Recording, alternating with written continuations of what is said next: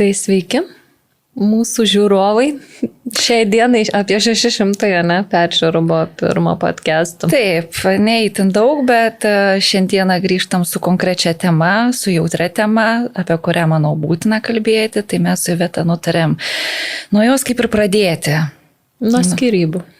Nuo tų skyrybų, kurioje augo vaikai, kur buvo šeima, va tos pagrindinės skyrybos, kurios yra svarbiausios ir skaudžiausios. Skaudžiausias, nes irgi vakar taip reflektavau su savim, tiek tų skyrybų, žinai, buvę.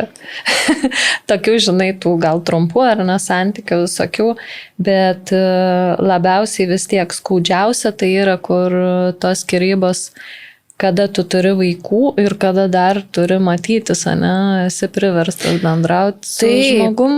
Ir aš, žinai, save net pagaunu, kai klausia, kiek laiko tu įsiskyrusi, aš visada, mano skaitos taškas yra, kada aš išėjau iš šeimos. Ne tada, kada paskutinius santykius turėjau, nes tai vis tiek, tai buvo jau kažkokia, žinai, sandara, tai buvo vaikai gimė, tai buvo istorija, kur ne tik jausmai ar kažkoks etapas. Tai mūsų istorijos yra pakankamai spalvotos. Taip, čia nežinau iš tikrųjų, kiek pavyks atsiverti, nes iš tikrųjų mano bent jau šiai dienai, ką aš noriu pasakyti, tai tiesiog gal labiau pasakyti, iki kokio taško aš buvau priėjusi ir galbūt bus tarp žiūrovų žmonių, moterų, ar gal net vyrų tokių, kurie ar nejaučias labai surezonuos tiesiog tas ir jeigu mano istorija, tas atsiverimas, kuris tikrai labai sunkus, padės bent vienam žmogui, tai reiškia mūsų podcastas yra vertas to. Taip, o tą temą reikia kalbėti, nes aš specialiai pasidomėjau, 24 metais statistika yra tokia, kad ES mes pagal skyrybų skaičių užimam antrą vietą. Pirmoji yra Latvija. Ir apskritai metai iš metų mes esam lyderio pozicijose. Ką tai rodo? Nu, man tai atrodo liūdna statistika. Man netrodo liūdna, aš čia prieš tai mudvi jau čia susikirtom ties šito klausimu, bet tiesiog norėjau pasakyti, kad liūdnesnė statistika yra savižudybių. Nežiūrėjau. Prie ko galbūt irgi priveda kartais tai, kad tu neišeini ar ne iš santykio, nes kartais yra geriau iš jo išeiti, nekentėti, nes tikrai Lietuvoje, aš nežinau jokios statistikos, bet aš tikrai žinau, kad ir yra tokių šeimų ir anksčiau jų buvo dar daugiau tokių, kur tiesiog žmonės kenčia toj šeimoj, kuri iš tikrųjų jau seniai nebėra šeima ir neleidžia savo tiesiog būti laimingiams. Bet yra kita medalio pusė, tas toks, kur vartojiškumas, man nepatiko, žinai, aš nenoriu įdėti pastangų. Nenoriu, žmonės dabar yra tokie ir mes labai per greitai net išsidraskom, nepabandydami išgelbėti to šeimos, nes žolė nėra žalesnė ir kituose santykiuose. Ta prasme, bet tas aš dėl to gal galvoju, kad labai daug yra skyrybų, nes mes prisiskaitėm, prisižiūrėjom kažkokių podcastų, reelsų, kaip čia reikia mylėti save, ko aš verta ir čia manęs tiek negarbina, kiek turėtų garbinti ir aš išdraskau tą šeimą. Yra ir tokia dalis žmonių. Taip, čia aišku, čia mes galim labai gilintis dar į tą temą, nes pas mus dabar moteris tokios darosi, čia vyras, žinai, nieko negali. Šitas taigi gali, dabar yra Instagramas, kur mes matome daug tobulų porų. Beje, tokio iliuzijoje, supranti, paskesti. Kur dabar, pavyzdžiui, lipniai, nežinau, ar galiu aš irgi nežinau, reikia kalbėti, bet tiesiog norėjau pasakyti, kad man jie visada atrodė tobula šeima, žinai. Ir aš skaitau, vakar Simonos tą paustą ir tiesiog, man skauda širdį, nes aš žinau, nežinau, kas ten pas jo, žinai, atsitiko, bet visi turi ar tą priežastį.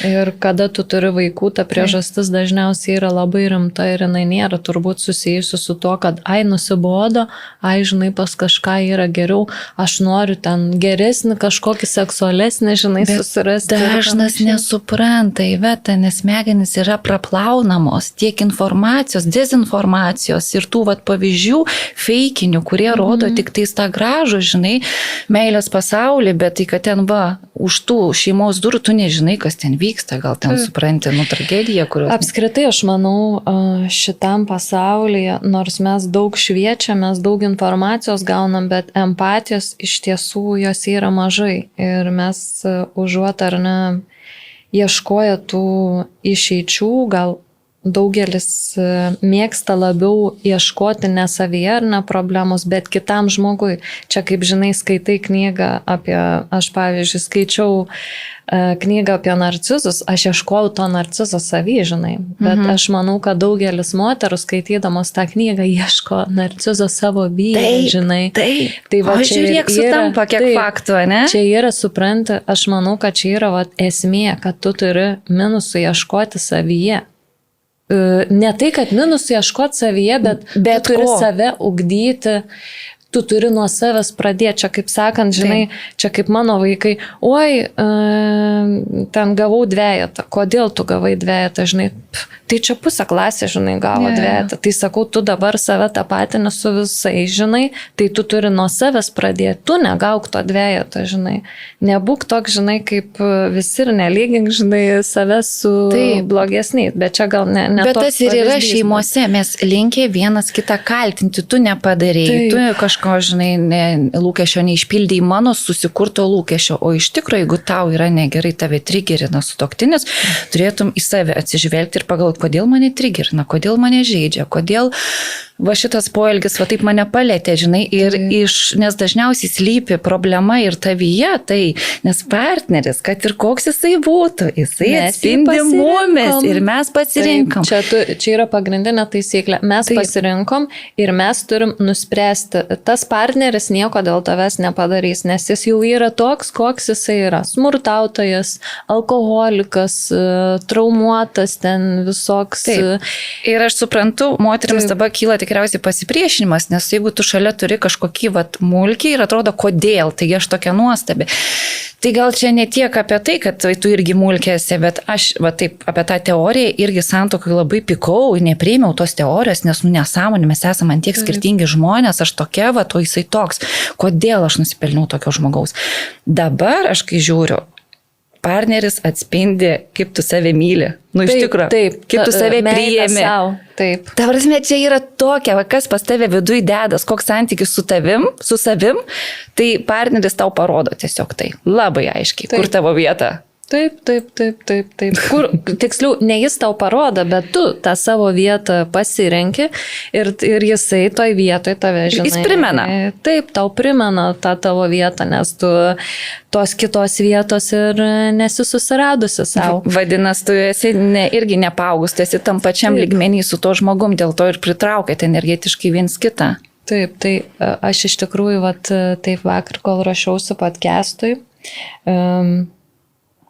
tiesiog galvojau, kiek čia atsiverti ir svarbiausia tai pagalvojau, kad aš nekaltinu savo ar ne buvusio vyro ten dėl jo elgesio ir panašiai, aš labiau kaltinu save, kodėl aš buvau tame santykėje tiek laiko ar ne, nors aš žinau tas priežastis, žinai kodėl, tai kodėl moteris ar nebūna toksiškam ar kalbam ar ne, čia jau ne apie tai, kad man nepatinka tas vyras, jis kažkoks smulkis, čia žinai, sekso nėra ar kažko. Kalbam apie kraštutinumus. Mes kalbam apie kraštutinumus. Neištikimybės, gal smurtas, emocinis, fizinis. Jo, tai apie tokį santykį, iš kurio tu negali išeiti, kodėl tu negali iš jo išeiti. Tai yra, aš pavyzdžiui pagalvojau, kodėl aš pavyzdžiui taip ilgai neišėjau.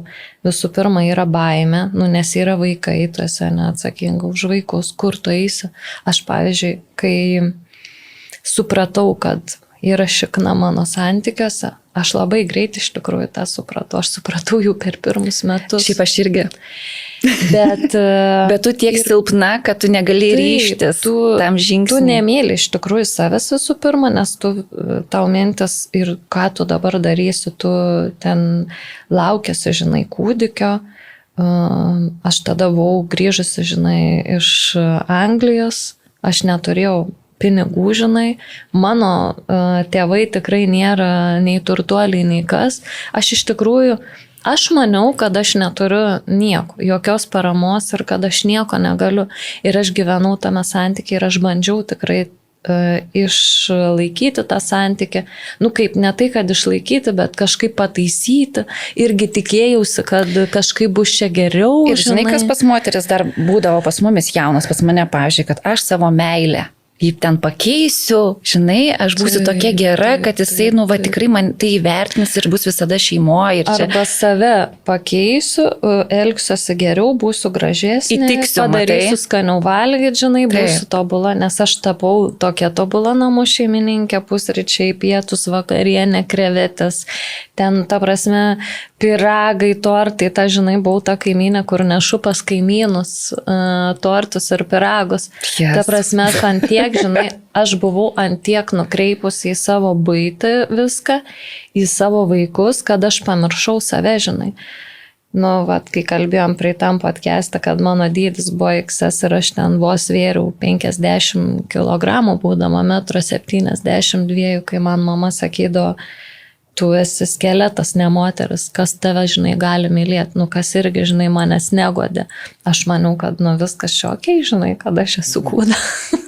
Taip. Bet kai tu esi geram santykiai ir tie kilogramai auga nuo gero gyvenimo. Atsipalaiduoji, žinai, ir stresas nebevalgo. Jo, mane stresas veikia taip, kad aš metu svorį, nes aš tada negaliu valgyti, mane pykina, aš negaliu miegoti, tai tas labai ėda tavo kūną. Nu, ir dar pagalvojau priežastis, tai yra gėda. Ir gėda, nes nu, tu turi lūkestį savo, lūkestis yra iš aplinkos ar ne, kad tu išlaikysi šeimą, nes yra vaikai. Nes kad aš, pavyzdžiui, savo mamai pasakiau apie tai, kad aš planuoju skirtis, jinai sako, ar tu nori su 3 vaikais prie konteinerio sėdėti. Ar tu nori ant jos pečių, žinai, kai mes kažkada pakalbė. Nu, gal jinai apie tai, žinai, negalvoja, bet ji pati, žinai, augino 3 vaikus vieną. Tai ir žino, kaip yra sunku, jinai nori tave apsaugoti nuo to sunkmečio, nuo tos kančios tokios ir tu pagalvok, kur kančia ta, žinai, geriau ar šeimoje su vyru.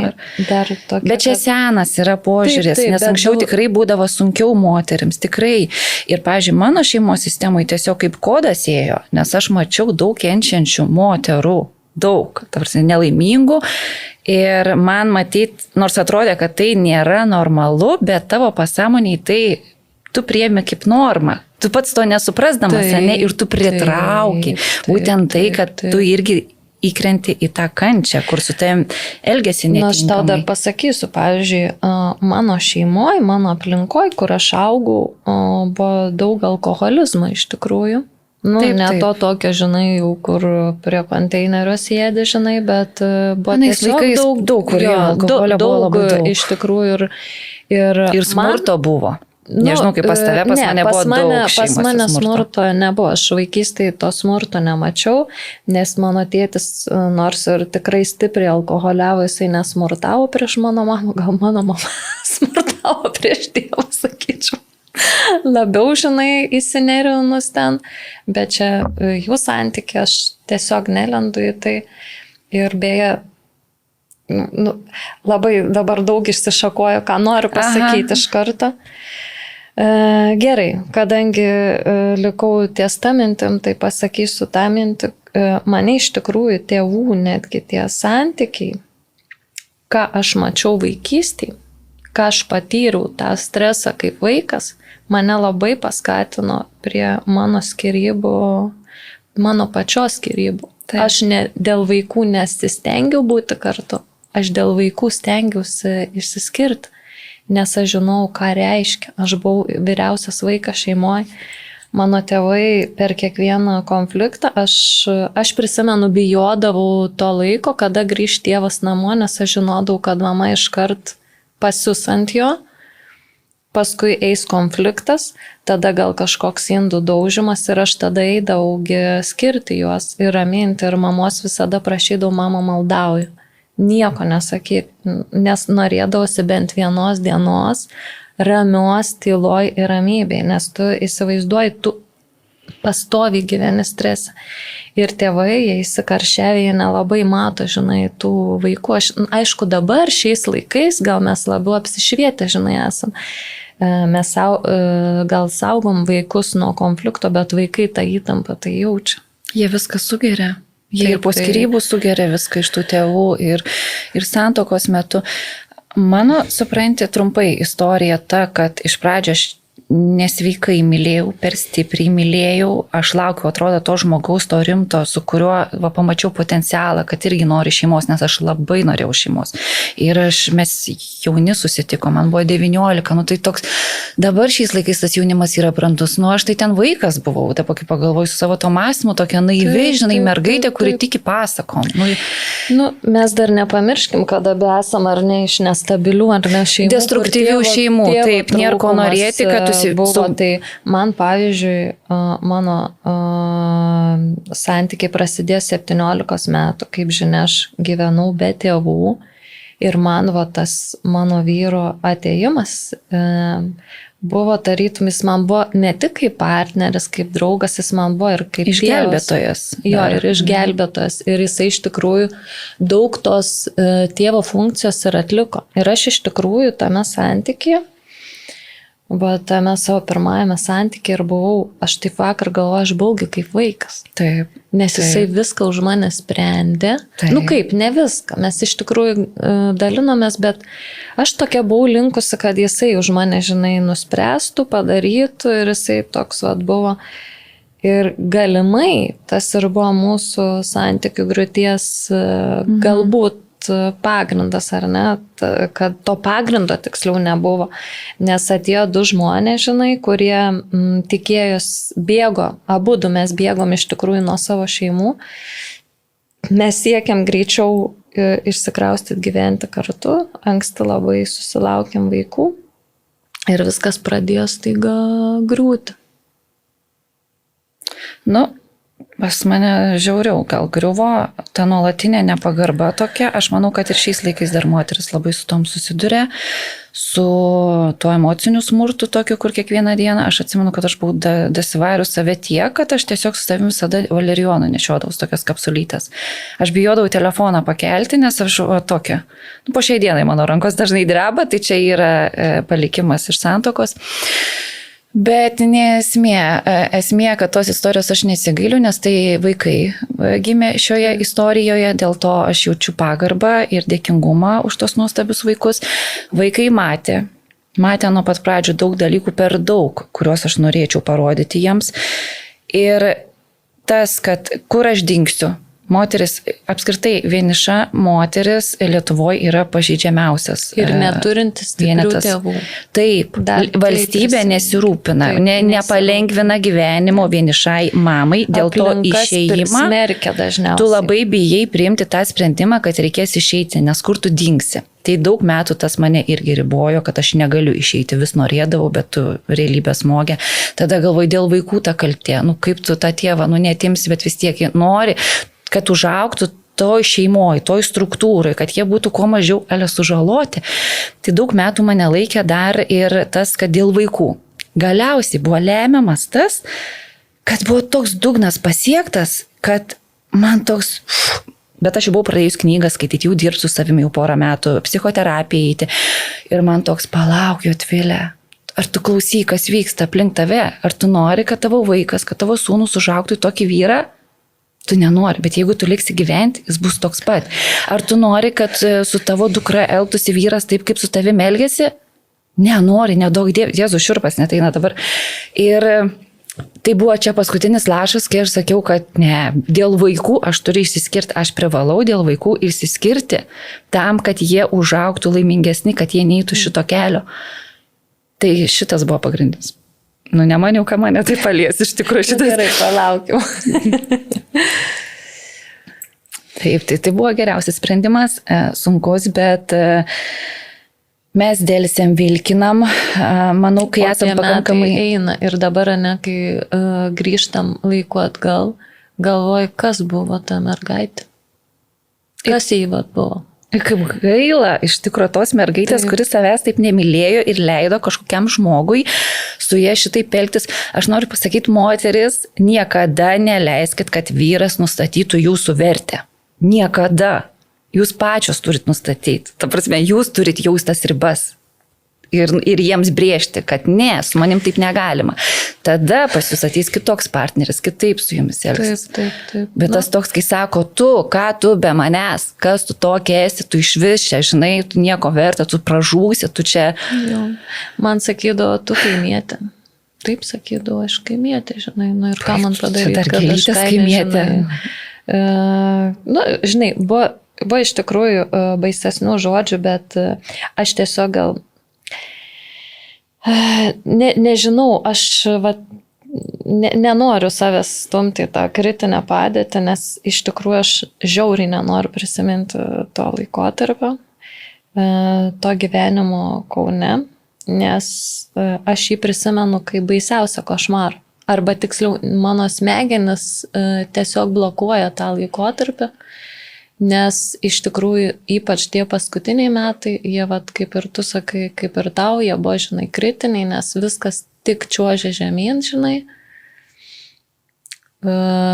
Ir aš iš tikrųjų buvau depresijai, aš buvau iki tokio lygio dasivarius, kad aš gulėjau lovoje ir man ateidavo vaikai, mama, reik man į būrelį, žinai.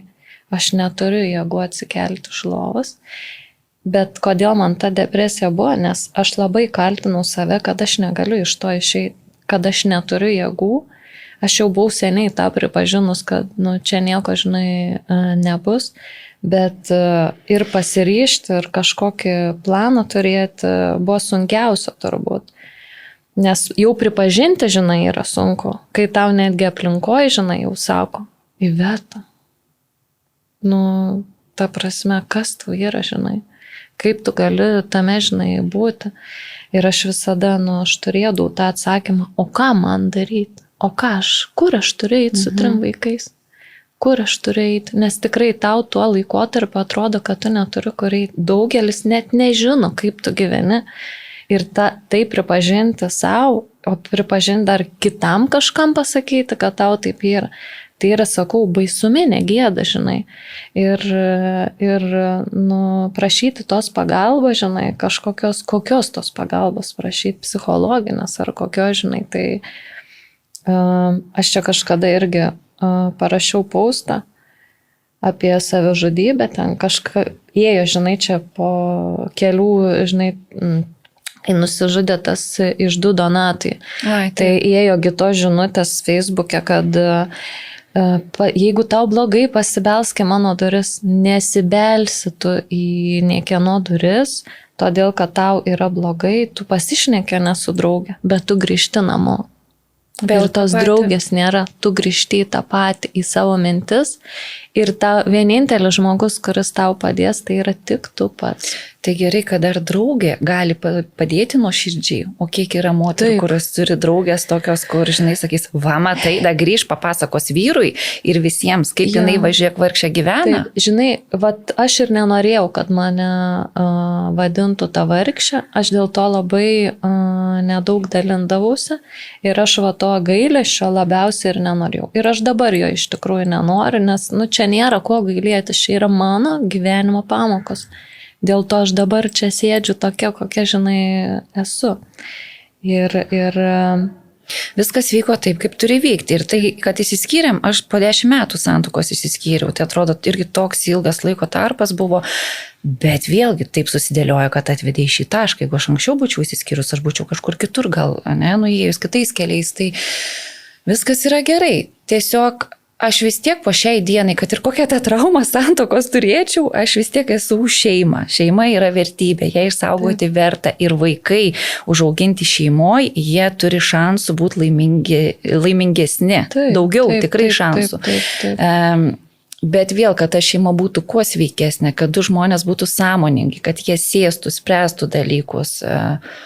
Taip, čia ir yra svarbiausia, va šiandien beje Ražausko žiūrėjau. Tai čia tokį, žinai, kaip visada interviu, man šiaip įdomu yra jo pasiklausyti, aš sutinku beveik su visko, ką jisai kalba. Tai jeigu du žmonės nėra nusiteikę kalbėtis ir spręsti tų konfliktų, visų emocinių ar ne niuansų, tai tada nieko nebus, žinai. Jeigu dirba tik vienas žmogus, kuris beje, aš tai pagalvojau, net nenori iš tikrųjų dirbti, nes jisai supranta jau, kad čia nebėra net ko dirbti. Bet vis tiek dar, ne, kažkaip bandai glaisti. Žinai, čia peršoksiu. Aš kai pamatau moterį su vyru, kuris aš matau turi agresijos savy ir matau moterį, kuri glaisto konfliktą prie visų.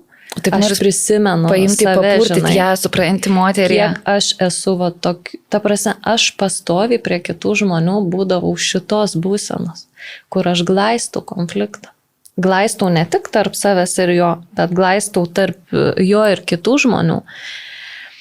Ir tavo tokia atsakomybė, kurią tu pastoviai neši emocinę, tokia, netgi, žiauruminė, šiaip trauminė patirtis tai yra, jinai tave labai sekina, kai tu pastoviai turi glaistyti ir neparodyti ar ne kitiem, kad, pas jumis yra labai blogai. O matai, pas mane nebuvo taip, kad aš neparodyčiau, nes mano aplinkoje tuo metu kažkaip įdomiai, bet buvo tų šeimų tokių, kur atrodė, tai palauk, man atrodo, kad tai nenormalu, kaip aš gyvenu, bet žiūrėk, pastatas pats, maždaug tas pats, gal ne tiek iki kraštutinumų, bet vis tiek ir toks galvoju, aš neturėjau pavyzdžio, kokio gražaus santykio, ne šeimos gražios, kur būtų, sakytum, žinai, taip turi atrodyti santykis. Nesakyk, buvo. Netgi mūsų bendrų pažįstamų, kur mes tada galvojom, kad tai yra nuostabus pavyzdžiai.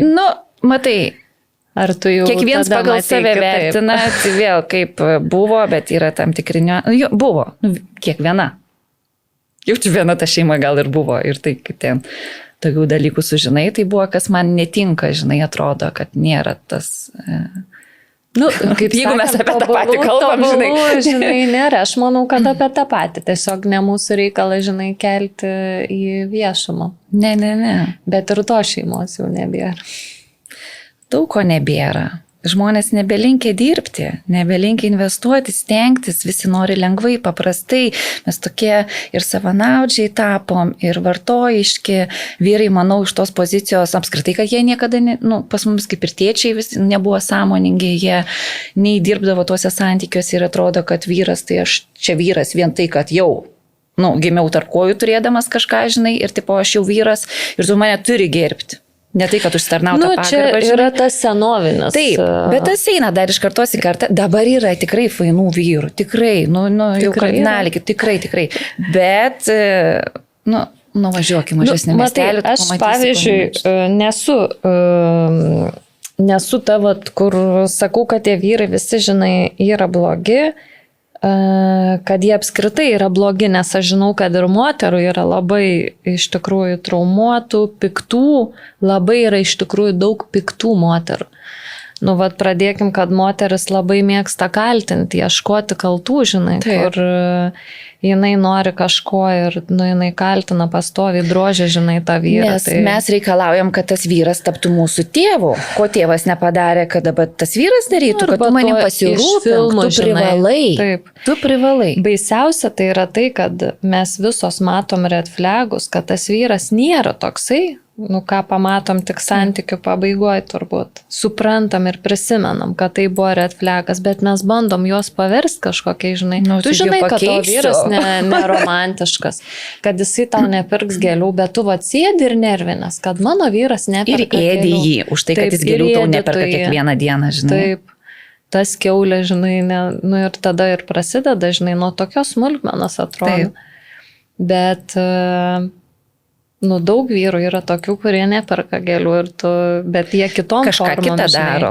Taip, kitom formom, žinai, tu tų gėlių gali išsireikalauti, yragi tokių vyrų, taip. Kur tu tiesiog turi pasakyti, ko tu nori šiandien. Taip, bet čia, žinai, čia mažmožis yra tos gėlytės ir jeigu tu knisi protą vyrui dėl gėlių, tai tu vadinas dar laimingai gyveni. Nes kai tavęs negerbė kiekvieną dieną, tavęs visiškai nevertina, vos ne už skuduro laiko, tai tu apie gėlės jau nebegalvoji.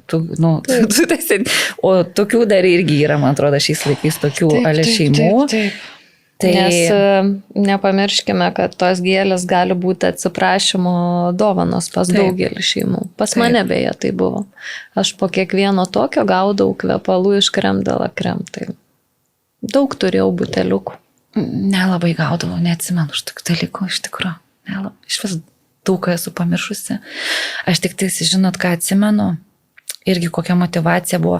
Vėl, va čia tokia pravartu padaryti, kada priimti tą sprendimą, pavyzdžiui, skirtis, ne?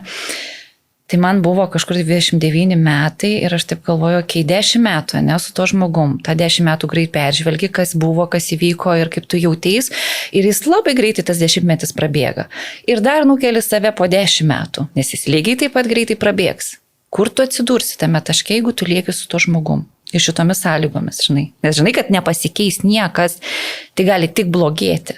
Taip. Tai va, tai mano toks buvo taškas po 10 metų, galvoju, nu, Atvilė, nuo tokio streso bus arba tau vėžys, tiesiog tu susirgsi ir galimai numirsi, arba tiesiog tu būsi išmesta į gatvę, nes viskas buvo daroma taip, kad aš būčiau priklausoma nuo to žmogaus, o jisai galiausiai gali išeiti ir susirasti kažką kitą, žinai. Kad nėra šviesos tunelio gale, o laikas yra labai beprotiškai brangus. Tai ir tas toks, nu, tai ar tu susitaikai su tuo ir aukoji tą savo gyvenimą vardan kažko ir tiesi šitą istoriją, ar tu jau kai bus, tai bus, bet aš einu ir žiūrėsiu. Man tai toks... Aš sakydavau, kad aš neišeinu kito ieškoti, kad bus man geriau, kad va ten žolė žalesnė bus. Ne, mano buvo galutinis taškas, kai tu išeini, kad tu būsi viena, bet tu geriau. Kad tik ne šitam santykiui. Kur atrodo, kad tu gauni sparnus, tu išeini ir tu tokią ramybę jauti. Bet prireikė, žinok, laiko man šiek tiek. Aišku, man ta ramybė buvo tada, kai tas žmogus jau kuo mažiau prie manęs turėjo prieimą, kai aš galėjau jį tiesiog blokuoti. Nekelti ragelio, man jau buvo tokia ramybė, nes kai tu gyveni, tu grįžti tuos pačius namus ir tu žinai, kad, nu vėl bus ašaros, vėl stresas, tai nedaug dievė, o čia toks buvo, kad tu turėjau saugų prieglobstį kažkur kitur bet ta ramybė, mes pačios žinom, su tai žmonėmis, jie šiaip nepasikeitė, nes jie nebuvo sąmoningi niekada ir po šiai dienai, po 10 metų vis dar sugeba išmušti. Kai tu mažiausiai to tikiesi, atrodo gyveni, tie vaikai beveik jau užaugę, tų problemų nebėra kas spręsti, vis tiek atsiranda kažkoks trigeris, kur tave vis dar tas žmogus gali paveikti. Kažkaip manęs nelabai iš tikrųjų veikia, aš matai, tokia esu labiau gal pasiutusi, žinai, už tave, nes aš iš tikrųjų netgi tuose situacijose blogiausiose, aš sakydavau, tu užmušk mane, bet tu manęs nepalauži. Sakau, paimk ir užmušk tiesiog mane. Ir aš prisimenu, kai vieną kartą tai pasakiau, žinai, veidais žiauriai išsigando. Bet čia tavo tokia irgi riba buvo, žinai, kad aš nenusileisiu tau. Ta prasme, iki gal, kad tu manęs nepadarysi. Aš šiaip konfliktuose visada būdavau linkusi nešokti tas akis, tą konfliktą nugesinti, nes aš nenorėdavau, kad vaikai tą girdėtų. Bet jeigu jau konfliktas nueidavo iki kažkokios agresijos, žinai, tai aš, žinok, esu linkusi būti ta, kur spjauna į veidą, žinai. Ta prasme, aš tikrai, žinok, esu nepalaužiama. Mane geriau tu užmušk, bet tu manęs nekankink. Tai jo, bet tai, kad ir ta, žinai, mano suvokimas, kad aš esu tame vis tiek, aš gyvenu.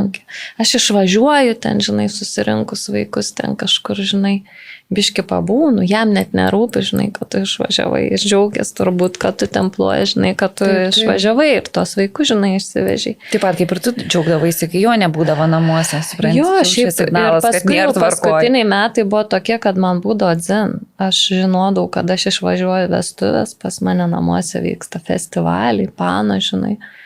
Aš išsidezinfekuodavau, grįžusi namus ir gyvendavau toliau, bet aš jau tada turėjau, žinai, planą konkretų, taupiau pinigus, kad man išeiti. Ir aš šiaip vakarą dar prisimenu, pasikviečiau savo draugę, beje, savaitgalį, kuri su miniaku ir aukštakulniais man daiktus iškraustinėje, žinai, ašgi slapta iš tikrųjų išėjau, žinai, iš namų.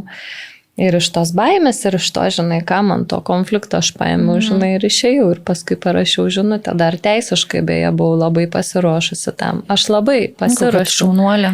nes aš turėjau jau patirtį. Ai, nu tai Jau turėjau patirtį ir aš save iš tikrųjų apsisaugau, kaip aš galėjau. Ir kada aš jau pagaliau pasiryžau tam žingsniui, kur manęs toj gal situacijoje, žinai, visi smerkia, kodėl jinai taip gyvena.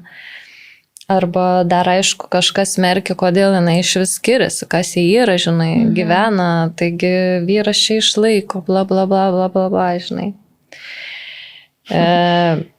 Ir ką norėjau pasakyti, bet kada aš pasiryžau šitam žingsnį, atrodo, kad žmonės pradėjo mane kitaip žiūrėti. Ir atsirado tokios pagalbos, žinai, iš šono, ten viena draugė, žinai, ten dėdė, kuris iš vis tyli, žinai, ir atrodė, kad jisai net nežino apie mano situaciją. Jisai atėjo su manim vyriškai pašnekėti ir tokių vat vyrų, beje, iš šono, ten pusseserės vyras. Tokių vyrų, kurie iš tikrųjų mane stiprino toje situacijoje ir man davė labai gerų patarimų, atsirado labai daug, netgi mano pirmas buvęs vyras. Šitoje situacijoje iš tikrųjų labai man pagelbė ir buvo mano išsigelbėjimo plano dalis. Ir šiaip norėčiau gal dar pabrėžti tai, kad mes nekalbam apie vyrus, kurie vat yra, kaip nenuvertinant pasakyti. Mes kalbam apie verslininkus, visuomeniai turinčius statusą žmonės, išsilavinusius, gyvenime pasiekusius, kur jų aplinka net neįtartų, kokie jie yra už namų durų. Jo, čia jau vėl irgi net jaučiu, net galima visą temą padaryti, kur pavyzdžiui mane po vienų skyrybų labai, po šitų ne, bet po pirmų skyrybų labai visi nuteisė. Nes aš tada su niekuo nesidalinau, kas pas mane vyksta namuose. Aš ir dabar iš tikrųjų nelabai mėgstu dalintis. Gal turiu vieną, antrą draugę, kuri viską žino apie mane, bet tuo laikotarpiu aš tiesiog labai beprotiškai gėdijausi to, kas vyko pas mane, žinai, namuose ir kad mes einam link skyrybų ir kad aš visiškai esu praradusi tą savivertę. Aš tikrai siaubingai buvau praradusi tą savivertę ir meilę savo, kad aš, tiesiog viską labai laikiau savy. Ir pas mane išėjo pusė mano draugų, nes jie galvoja, kad man yra ne visi namie. Bet, čia, žinai, aš dabar neteisiu iš tikrųjų nei to savo buvusio vyro, nei tos jo versijos, nes tai yra jo, žinai, versija. Ir aš, kaip ir prieš tai sakiau, aš matau ir savo, žinai, tų klaidų, kur galbūt aš galėjau elgtis kitaip, bet mes, kaip žinia, buvom žiauriai jauni. Nebrandžios buvom ir kaip mokėjom, taip ir darėm ir dažniausiai mes taip, žinai, impulsyviai ir dabar šiai dienai. Aš irgi gal žinočiau, kaip reiktų tokius konfliktus spręsti, bet ta prasme, ne, ar aš tokio vyro norėčiau, ar aš grįžti tą norėčiau, niekada gyvenime aš apie tai negalvoju ir tai buvo geriausias mano gyvenime sprendimas. Tarp kitko, šitas žmogus kažkada man buvo skambinęs, mes įsišnekėjom, kas jau labai reta, kad mes kalbėtumėm šiaip aplamai apie gyvenimą. Ir jis sako, matai, bet tu tokia nelaiminga, tu tai viena, tu nieko neturi, jokio partnerio, su niekom negyveni, žinai, čia viena su vaikais. Tai šitą aš sakau, bet tai palauk tą laimę, kokia skirtinga, kaip mes visi suprantam, nes taip, kaip tu gyveni, ale šituose santykiuose, netok dieve, aš geriau vieną lieku, žinai. Tik. Jo, ir vat ta, žinai, aš pavyzdžiui, kaip tu sakai, tau po skyrybų buvo sunku atsigauti, man buvo labai lengva. Aš žinau, kai tik padariau tą žingsnį, aš prisimenu, įėjau į savo išsinuomotą butą Klaipėdoj su savo vaikais, aš pajaučiau tokią laimę, žinok, Atvilė. Netgi tą baimę, kur aš bijau to savo ateities, kaip dabar mes, žinai, gyvensim, jinai, neužgožė to pakilėjimo, kurį aš jaučiau. Šiek tiek jaučiau tą baimę, kaip čia dabar bus, kaip jisai, žinai, reaguos ir panašiai, bet jisai niekaip nereagavo. Mes kartai, žinai, per daug bijom, bet tam žmogui labiau yra nusispjaut, žinai, negu tu galvoji. Nu, čia nuo žmogaus priklausoma, tai... Nu, jo, čia nuo žmogaus. Čia buvo dar kova, o Jėzų, kiek čia tęsis ir kiek visko buvo, tai čia dar atskira tema.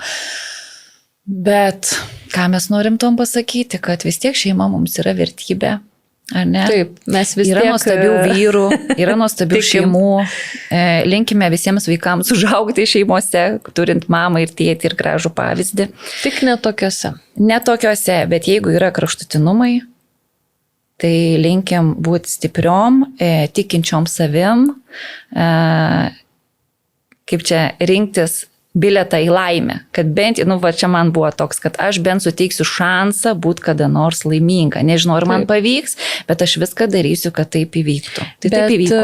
Šiaip kiekvienas išėjimas iš komforto zonos, jisai mumis veda į šviesesnį gyvenimą. Čia yra visada užtikrinta. Visada. Čia yra tikra taisyklė. Tai... Ir kitas dalykas, nei viena vieniša moteris dar gyvenime nepražuvo.